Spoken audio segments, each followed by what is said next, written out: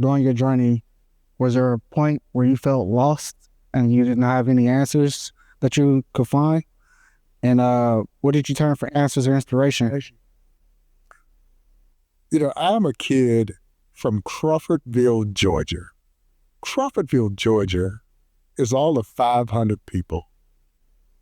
Yeah, it's between Atlanta and Augusta. And so I'm a country boy. And fortunately, my mother and father both instilled a tremendous work ethic in me. So whatever the task was going to be, I was going to try to fulfill it to the very best of my abilities.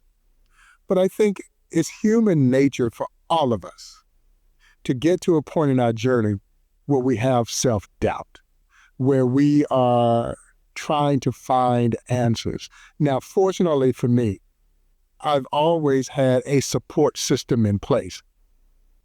My father died when I was 18 years old. He was my biggest cheerleader. Yeah. And so there's a period there where you're going through a different kind of loss.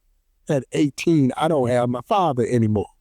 My mother, who had always been a rock, she passed when I was 30 years old.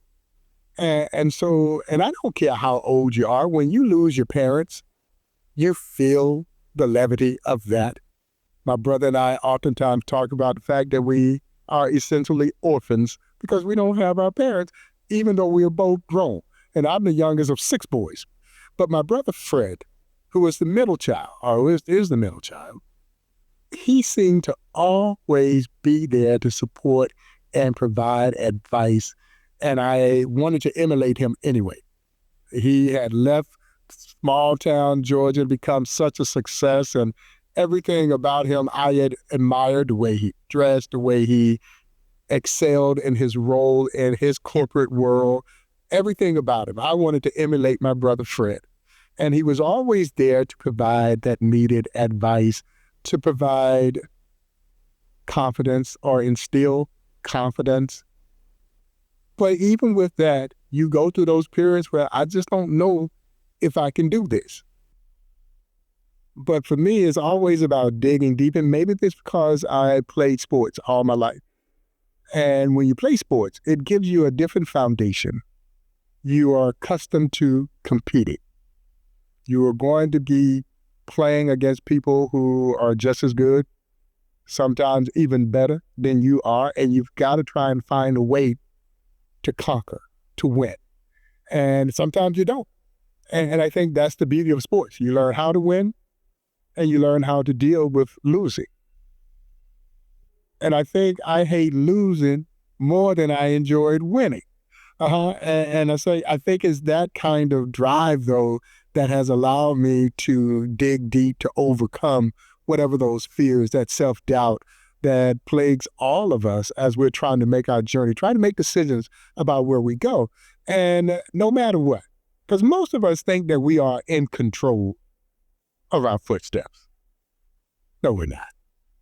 I certainly subscribe to the belief that there's a higher power that guides our footsteps. Or as the late, great Yogi Berra would say, when you get to the fork in the road, take it.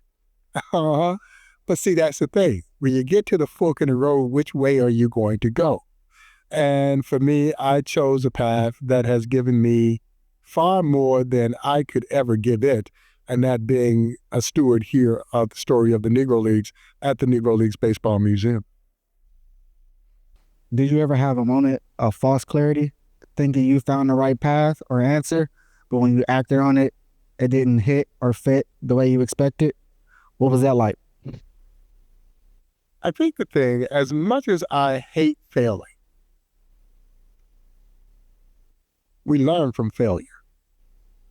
And so I would never not try and accomplish something just because I was afraid to fail, even though that creeps into your mind. It's certainly within the backdrop of your being. Because for those who have failed, if you haven't failed, then that probably means you haven't tried. You haven't done something. And so there's something to be learned even in failure. And so, of course, we've all to have these periods of time where we've tried to think of ideas that maybe just didn't work the way you thought they were going to work. But I would never let that stop me because in that failure, there's an opportunity to grow. There's an opportunity to learn. And for me, the setback just sets the stage for a comeback. And that's what always drives.